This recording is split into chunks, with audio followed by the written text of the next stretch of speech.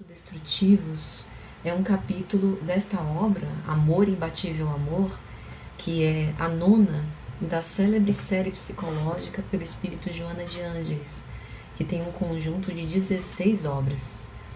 Então, quando Joana faz essa ordenação, né, da psicologia espírita, o seu intuito parece ser o seguinte: com base na filosofia moral elegida pela doutrina espírita, que é estudar o Evangelho de Jesus, Joana coloca os seus conhecimentos não apenas psicológicos, mas antropossociológicos de como o ser espiritual pôde enfrentar os desafios ao longo das suas existências sucessivas. Essa reflexão é muito importante para que a gente possa entender que na atual existência, nessa reencarnação, nós vamos enfrentar aflições que devem nos motivar para que a gente saia da nossa zona de conforto e consiga aurir as conquistas que nós temos como nossa destinação.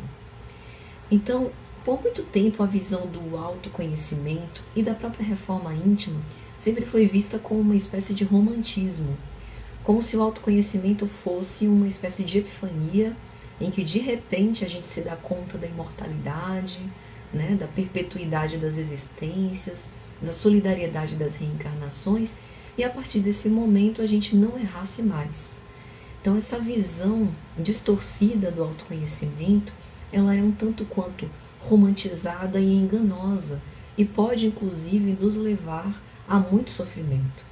É por isso que eu tenho visto, principalmente de espíritas, uma espécie de neurose mesmo, proveniente dessa ideia de que agora que eu sei tudo que eu sei, por conta da doutrina espírita, eu já não me dou mais o direito de me equivocar.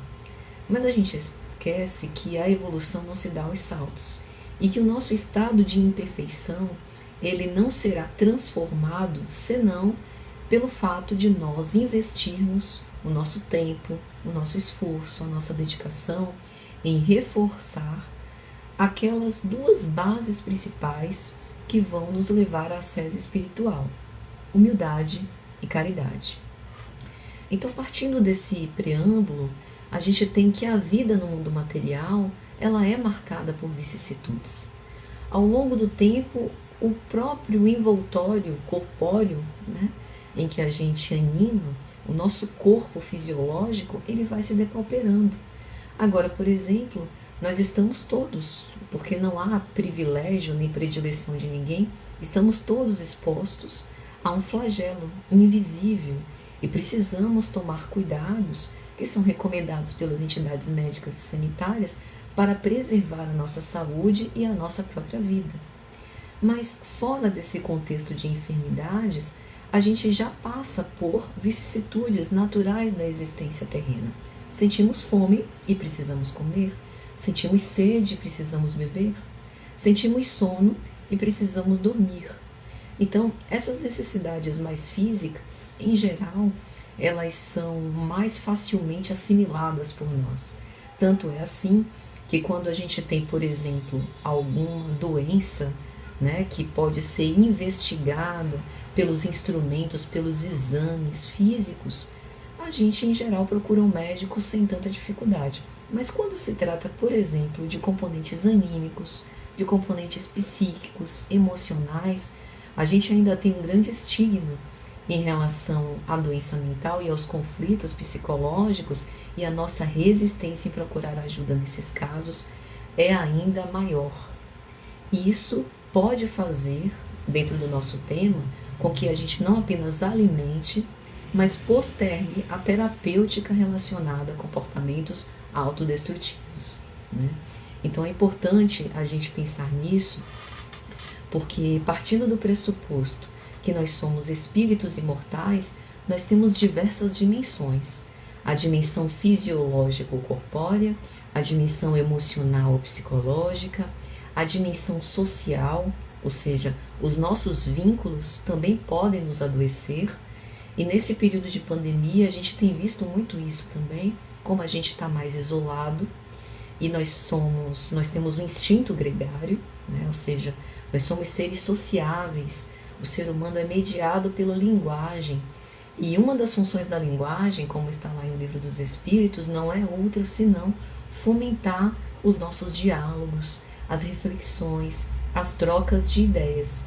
Então, o isolamento, ele necessariamente já promove uma certa depreciação, né, um enfraquecimento dos vínculos. Daí a nossa necessidade de criar novas formas de nos comunicar, de manter em contato, da casa espírita continuar com as suas atividades de estudos, de doutrinárias, de atendimento fraterno, se assim ocorrer. Para quê? Para que a gente se sinta pelo menos um pouco menos sozinho, não obstante essa situação externa, né? Então, além dessas dimensões, a gente na doutrina espírita também acredita numa dimensão muito importante, que é a dimensão espiritual. Não apenas nossa, como espírito imortal. Na doutrina espírita acreditamos que nós somos herdeiros de nós mesmos. Então nós vimos ao longo do tempo fazendo escolhas, nutrindo certos hábitos mentais, e a gente não se livra exatamente deles quando passa pelas porteiras da morte. Pelo contrário, nós morreremos de acordo com como houvermos vivido.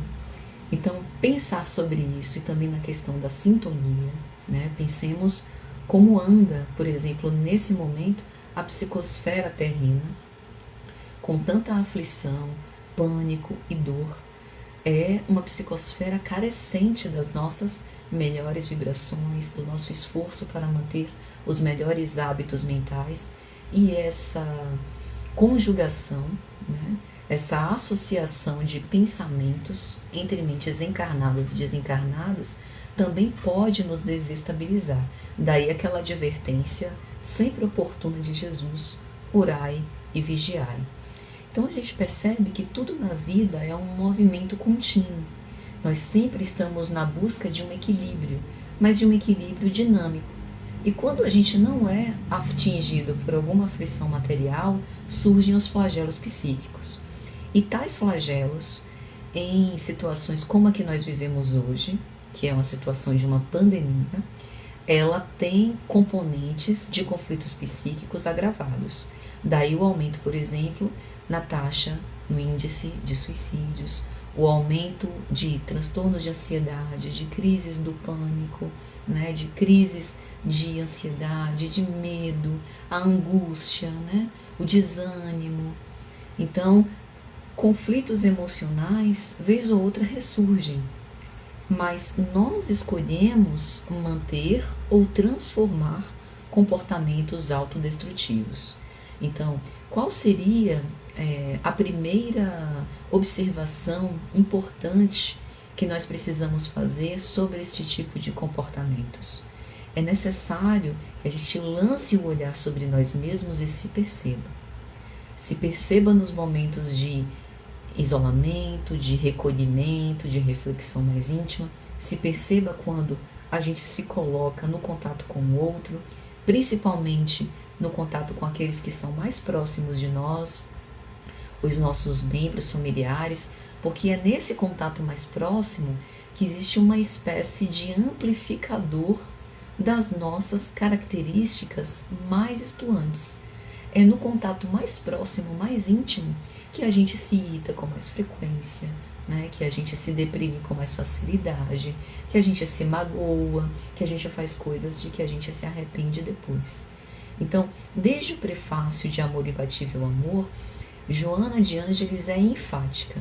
O processo de evolução do ser tem sido penoso. E isso não é por falta de inteligência nem de razão. Porque o nosso século, século XXI, ele já passou pelo iluminismo, já passou pelo século das luzes, né? Já passou pelo despontar, pelo florescer da ciência, da filosofia, né? E da aliança proposta dessa ciência com a religião.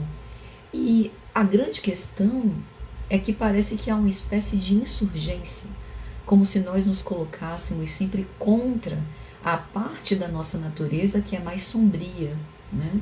E essa parte sombria não nos faz exatamente seres demoníacos, mas seres que estamos ainda num estado de imperfeição e que precisamos olhar para essa parte mais obscura de nós, que a gente escamoteia com muita facilidade, o nosso orgulho, o egoísmo que a gente nutre, a inveja, o melindre, o medo, a desconfiança contumaz uns em relação aos outros, que é uma espécie de fixação com o nosso lado mais instintivo, automatista, mais primário.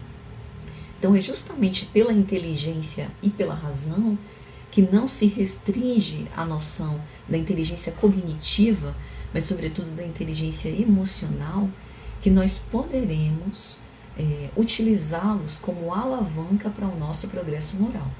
Então, na situação que ora nós estamos vivendo, nós temos recursos internos, recursos psíquicos para enfrentar esses desafios.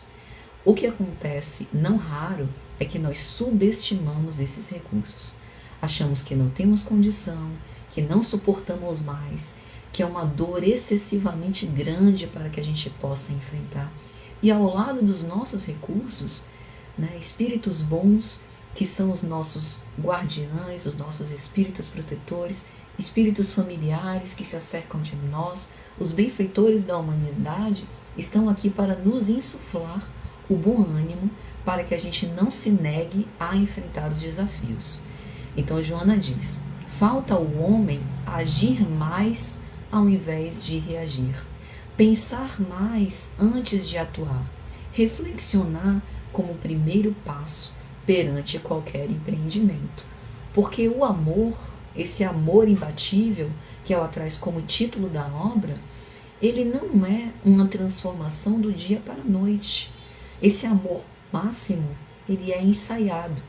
Primeiro ele brota como um impulso conflitivo, como vai dizer Joana, para depois ele se agigantar de uma forma excelente. Então o amor, ele precisa passar pela experiência, Ele tem bases muito claras e esquecidas, como o respeito de si mesmo e dos outros, o estabelecimento de limites, coisas que eu não posso permitir que o outro faça comigo, por exemplo, numa relação.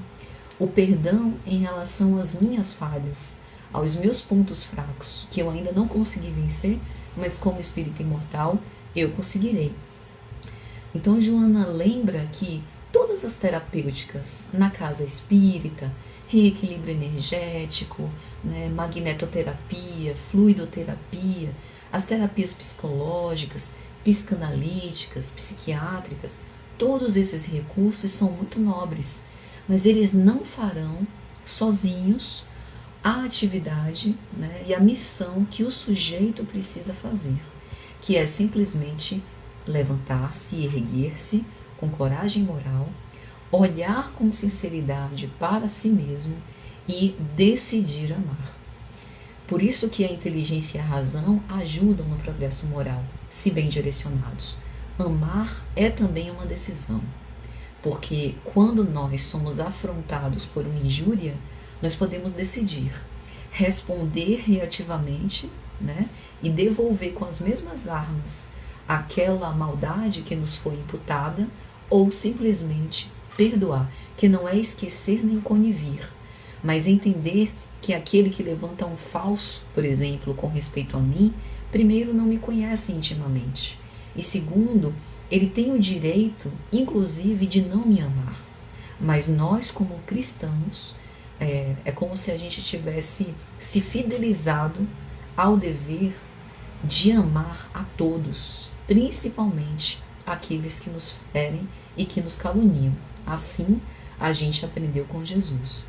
Então, nessa obra, Joana propõe uma espécie de ponte espiritual entre todos os recursos que a gente tem de dentro e de fora, como esses recursos médicos e psicológicos que eu já disse, em relação ao amor que nós estamos convidados a viver. E aí no capítulo 7, Tormentos Modernos, que tem o item de comportamentos autodestrutivos, que é o foco de hoje das nossas reflexões, Joana vai falar sobre os conflitos internos que surgem como fatores de perturbação por conta da nossa cultura contemporânea. Então, é como se existisse uma espécie de revolução no interior de cada ser, né? Como se fosse um grande terremoto interno, que perante as situações externas são iniciados, né? São motivados para que a gente possa se posicionar. Kardec, na obra Gênese, naquele famoso texto, São Chegados os Tempos, ele diz: uma mudança tal qual se opera, referindo-se à transição planetária, né, e à formação do mundo de regeneração, ela não pode se dar sem comoções. Há inevitavelmente luta de ideias. E dessa luta, desse conflito, passarão perturbações até que se ache restaurado o equilíbrio. E é dessa luta que surgirão os acontecimentos preditos. Preditos onde o próprio Cristo predisse. Mateus capítulo 24, quando Cristo faz o seu sermão escatológico, né?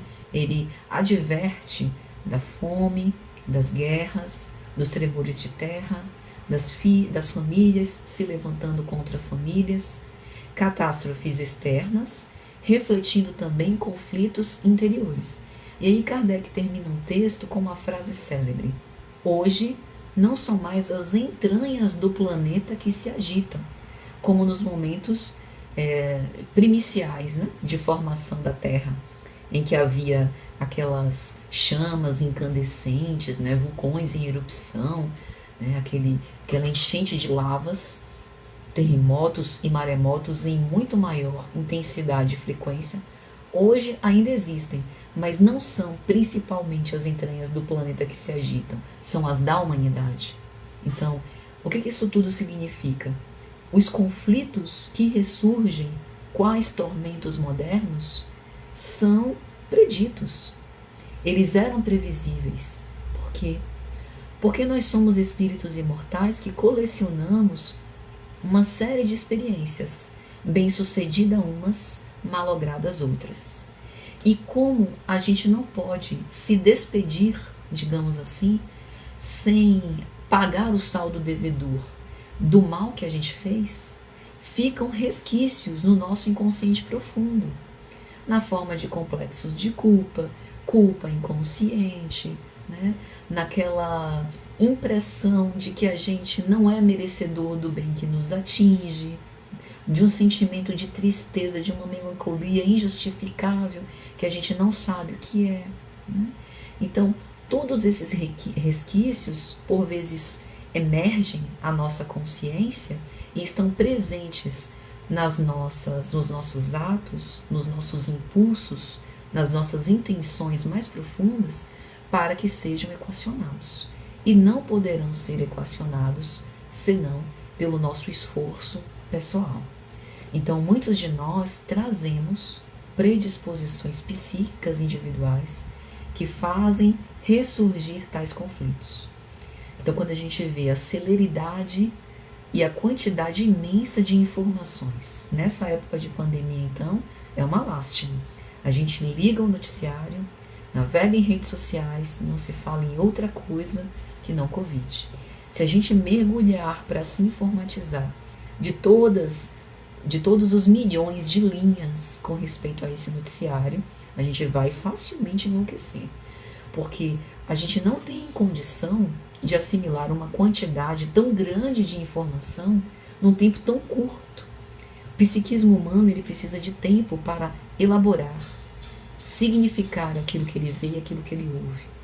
A própria arquitetura das redes sociais, ela foi feita como uma espécie de avalanche de imagens e vídeos, numa velocidade tal que a própria ciência já comprovou que suscita pensamentos ansiosos.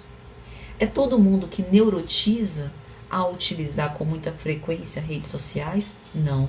Mas há uma grande predisposição daqueles que estão submetidos, por exemplo, por longos períodos a redes sociais, de terem conflitos sérios. E aí a gente percebe outras coisas, né, do tipo falta de iniciativa e um medo exacerbado. Eu nem estou fazendo referência aqui ao medo específico da contaminação, porque esse medo é um traço natural humano. A gente sabe do risco, da letalidade, da alta transmissibilidade, e é lógico que a gente vai se precaver, lei de conservação, né? É natural, é saudável psicologicamente que a gente tenha aquele medo salutar de se preservar, né? De evitar aglomerações, esse é o esperado. Mas aqui eu falo de outro tipo de medo. Estou falando de um medo mais patológico, um medo excessivo, um medo que nos inibe ao contato social necessário, né? Um medo que muda, por exemplo, a nossa forma de se comunicar, que é representado pela mudez, pela insegurança de existir ao lado de outras pessoas, pela desconfiança, por uma espécie de hostilidade social. Hostilidade, aliás, que também vemos aparecer nas redes sociais, em que a gente se coloca por trás de uma tela de computador e, ao pensar equivocadamente que pode haver alguma espécie de anonimato, nós agimos de uma forma extremamente violenta, preconceituosa, né, transformando as redes sociais num verdadeiro ringue. A competitividade, que é fruto dessa sociedade do desempenho, né, em que eu tenho que buscar a minha melhor versão. A gente que é cristão, espírita, tem que ter muito cuidado com essas mensagens subliminares que aparecem na nossa cultura contemporânea. Ser a nossa melhor versão, por um lado, nos lembra a definição do que é ser espírita, que Kardec coloca no capítulo 17 de O Evangelho segundo o Espiritismo, né? O verdadeiro espírita é conhecido por aquele que empreende esforços para a sua transformação moral e é amanhã melhor do que foi na véspera. Mas o ser a sua melhor versão também tem uma espécie de mantra em que eu estou numa luta de mim para comigo mesmo, né? E que os limites estão apenas na minha cabeça. E isso pode nos levar a um extremo cansaço, em que caímos extenuados porque ultrapassamos os nossos limites, desrespeitamos o limite do nosso corpo, desrespeitamos o nosso próprio tempo de poder progredir e mergulhamos em conflitos autopunitivos da consciência de culpa. Então, a gente precisa ter calma, a gente precisa ter ponderação, a gente precisa ter amor próprio. E ninguém mais do que Jesus demonstrou tanto amor próprio, tanto que o seu amor próprio irradiava em relação ao amor de todos aqueles que acreditavam ou não em Deus, que criam ou não que ele era o Messias, né? Jesus, ele tinha uma sociabilidade que é rara nos dias de hoje. Se dava com todos e tratava-os todos com o máximo respeito, né? Ele dignificou a criatura humana, resgatando a nossa autoestima, uma autoestima que por vezes é tão depreciada e tão esquecida em nós. Então, quando Joana fala desses tormentos modernos, ela também está falando disso, uma espécie de compulsão autoexterminadora, que nem sempre é caricata, né? Porque às vezes quando a gente pensa em autoextermínio, a gente lembra logo do suicídio e do suicídio direto. Aquele que está numa depressão muito grande, que tem um vazio existencial e não identifica outra forma de se livrar da sua dor, senão pelas portas do suicídio. Mas há muitos disfarces por trás disso. O autodesmerecimento da vida, a falta de esperança por não saber o dia quando a pandemia vai acabar, por não ter condição de saber, por exemplo, quando a situação financeira e econômica vai se resolver, o desinteresse pela existência, a ausência de objetivos por que lutar e atitudes pessimistas também são uma forma de autoextermínio, de suicídio indireto, né? Que é velado, silencioso e que a gente costuma normatizar como se fosse algo que é assim mesmo, são coisas da vida, tá todo mundo assim, e a gente achasse que porque tá todo mundo assim é normal. Então, Joana nos adverte o seguinte: a dor, o sofrimento, a fome, o medo, eles são fatores afligentes, mas que devem colaborar para nos despertar enquanto ser coletivo. Olhem a mensagem dessa pandemia no que tange a solidariedade, né? A gente tem um vírus que se transmite muito rapidamente e a gente já percebeu que se um ou outro se conscientizar, mas a grande parte não, os esforços, não é que eles redundarão inúteis, mas os esforços eles serão muito pequenos, né?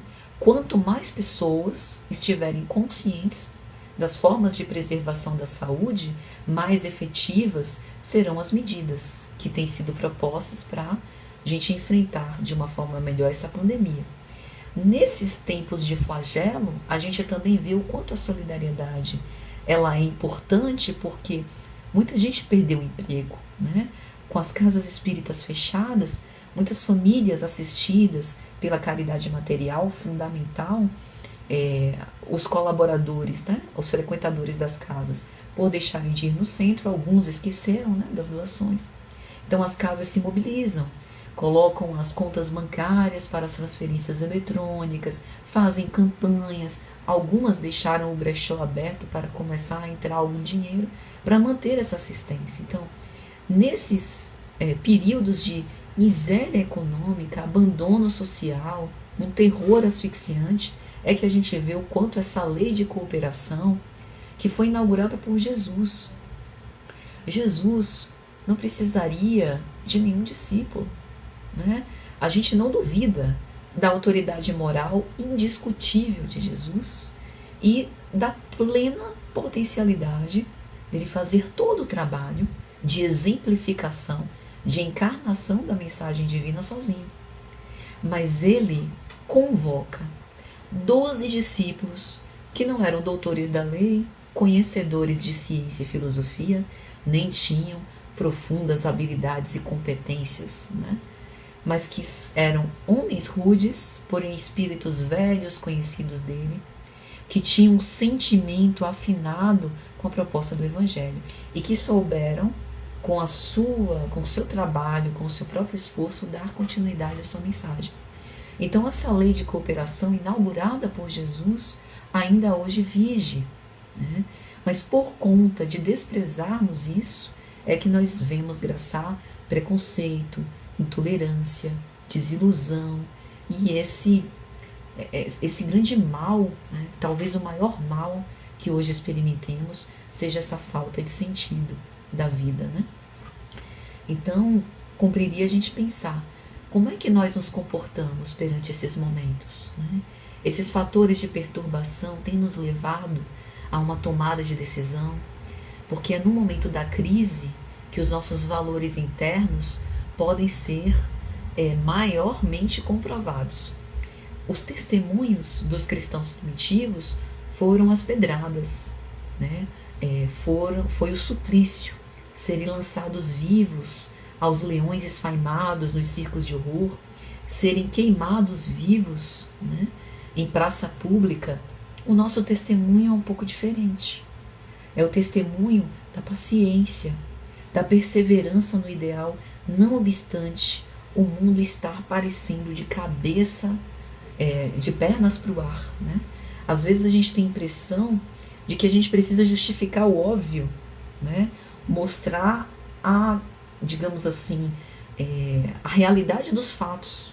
A gente lê o noticiário e tem dificuldade para separar o que é notícia imparcial e o que é opinião. Então, nesses tempos é que a gente pode pensar sobre o Evangelho e fazer uma análise como se fosse uma investigação, uma apuração mesmo, de como anda a nossa fé, do quanto que a doutrina espírita, de fato, tem nos servido para poder amainar os nossos estresses e as nossas angústias, né? Então, dentro desse capítulo de Joana de Ângeles, ela vai falar sobre escolha e responsabilidade, né? Que esses comportamentos autodestrutivos, que são, digamos assim, instigados pelas conjunturas sociais e econômicas, não necessariamente vão designar ou decidir sobre a nossa conduta.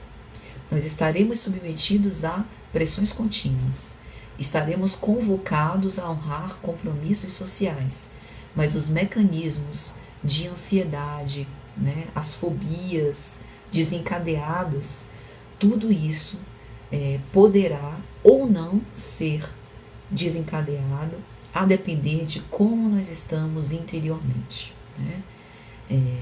Então, dentro desse ponto, cumpriria a gente pensar como terapêutica a busca dos nossos valores mais íntimos, encontrar-se, enfrentar-se, para depois triunfar. Joana vai dizer que o ser humano é a medida das suas aspirações e conquistas. Veja que ela não faz a menção de onde o ser humano reencarnou, de onde ele veio, né? De qual a raça a que ele pertence, de como era a sua estrutura familiar, funcional ou disfuncional, qual era o seu poder aquisitivo. O ser humano é a medida de suas aspirações e conquistas. O Messias Redentor nasceu em meio aos animais, num palheiro improvisado, numa manjedoura rústica. Então, nós implicamos com isso que não importa exatamente qual a nossa origem, mas para onde nós colocamos os nossos objetivos existenciais. Ela ainda vai dizer, é justo não desfalecer jamais. Toda a ascensão impõe sacrifício.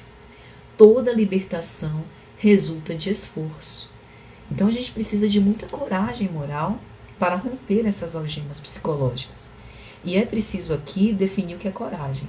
Porque a gente está vivendo tempos tão loucos que fala-se de coragem quando se está falando de temeridade. Coragem não é passar por cima das recomendações científicas. Coragem não é ir de peito aberto à frente de batalha. Coragem, por vezes, é renunciar. E isso não significa perder. Coragem é aquela que Jesus teve. Jesus jamais coniveu com a hipocrisia. Ele jamais sustentou discriminações. Ele jamais aplaudiu o fato dos fariseus nutrirem os seus interesses pessoais investidos do cargo público, como políticos e religiosos da época. Jesus convivia com todos e jamais conciliou interesses entre aqueles que eram mais poderosos. Os respeitava. Chegou a dizer que assim como deve ser dado a César o que é de César, a Deus também deve ser dado o que é de Deus. Ele disse que não veio destruir a lei, mas dar-lhe cumprimento. Então, aquele que se diz cristão não pode se tornar um anarquista, né? Achar que o regimento social não tem leis de ordenação. O cristão verdadeiro, ele é obediente a essas conjunturas em que ele é posto, ainda que não concorde. Por exemplo, às vezes a gente vive em certas prisões familiares. Renascemos num círculo com pessoas que não nos suscitam amor, que muitas vezes são os nossos desafetos de outrora. E somos, pelos laços consanguíneos, convidados a estar de novo em contato com aquelas pessoas para tentar o amor. Então, se nós formos pensar sobre essa coragem, que na verdade é temeridade, imprudência, impulsividade, violência, a gente vai corroborar o que a sociedade nos diz. Se sua família é tóxica, livre-se dela. Você não precisa conviver com ninguém. Olha o comportamento autodestrutivo. Por que autodestrutivo? Porque as relações parentais são constituintes do psiquismo. Por piores que sejam os nossos genitores, eles fizeram algo que ninguém pôde fazer por nós. Eles nos deram a oportunidade de viver. Sem eles, não poderíamos ter essa experiência. E com essa experiência, a oportunidade evolutiva. Então, é importante a gente pensar o que é a coragem. A coragem do Cristo é manter-se firme ao seu ideal até o fim, não importasse as consequências. Daí a sua morte dolorosa no madeiro infamante. Então, quando a gente fala de coragem moral para romper as algemas psicológicas, passa pela sinceridade da gente se observar, passa pelo respeito das conjunturas nas quais a gente está, para que nós possamos ser fiéis no pouco, como dizia Jesus. Às vezes a gente quer salvar o mundo e não consegue nem salvar nós mesmos. Então a gente precisa ir devagar, né? Vencer esse acabrunhamento, essa autodepreciação, né? Por vezes, nesses tempos, a gente se sente mais sonolento, mais desanimado. As influências existem, né? Estamos mais entristecidos, é lógico que sim, por diversas razões, mas a gente não deve nutrir esse tipo de sentimento. Precisamos buscar condições de enfrentamento e autorrealização, porque o nosso propósito é a plenitude. Daí o fato de Joana colocar como terapêutica eficaz o exercício do amor. E ela dá exemplos.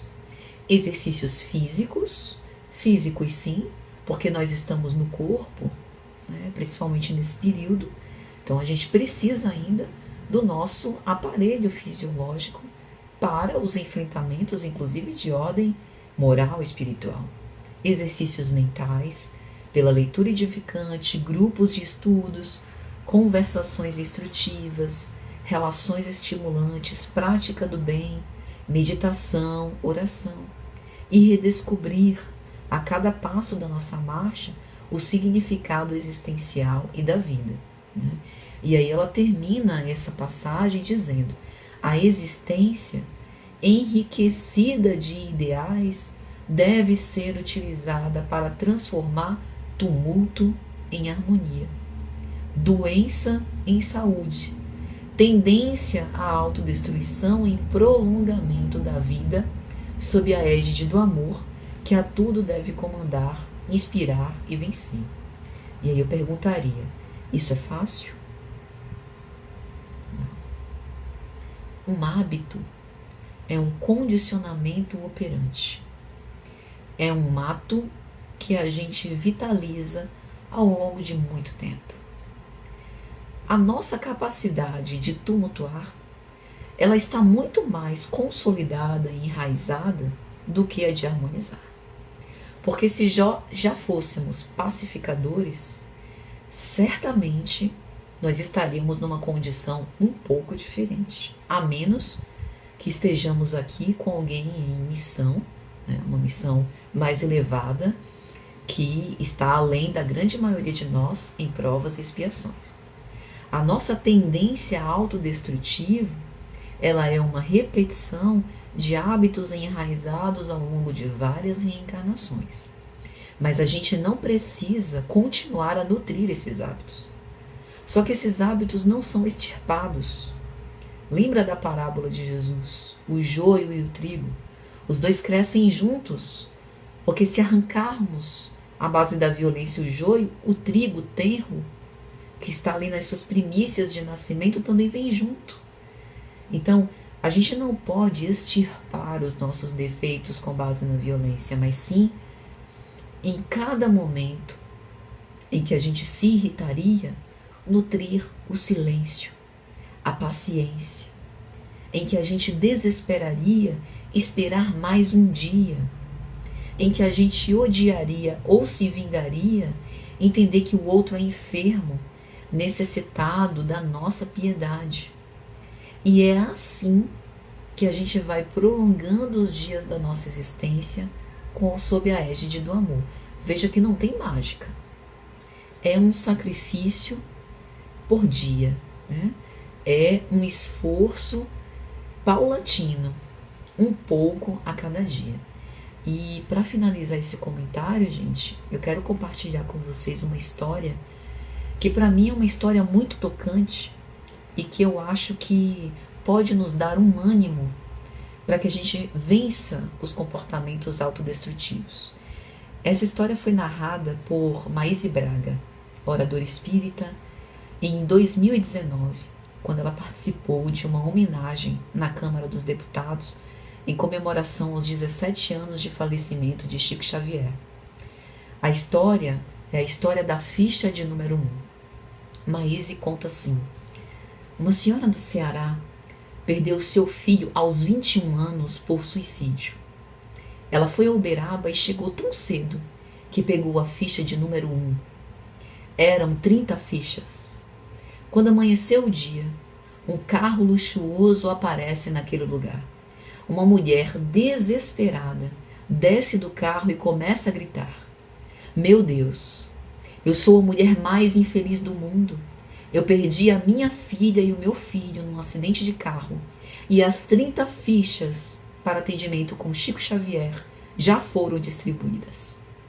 A senhora, que tinha pegado a ficha de número 1, pensou: eu perdi meu único filho, mas ele quis morrer. Ele optou pela morte. Ele se suicidou. Então, eu vou dar a ficha de número 1 a essa mulher para que ela fale com Chico Xavier. E assim ela fez. Voltou ao hotel e às 4 horas da manhã, um portador bate na porta. Ela atende e ele diz: Senhora, o Chico mandou chamá-la. E ela responde: Deve haver algum engano. Eu já cedi a minha ficha, não tenho mais. E o portador insiste: Eu disse que Chico mandou chamá-la.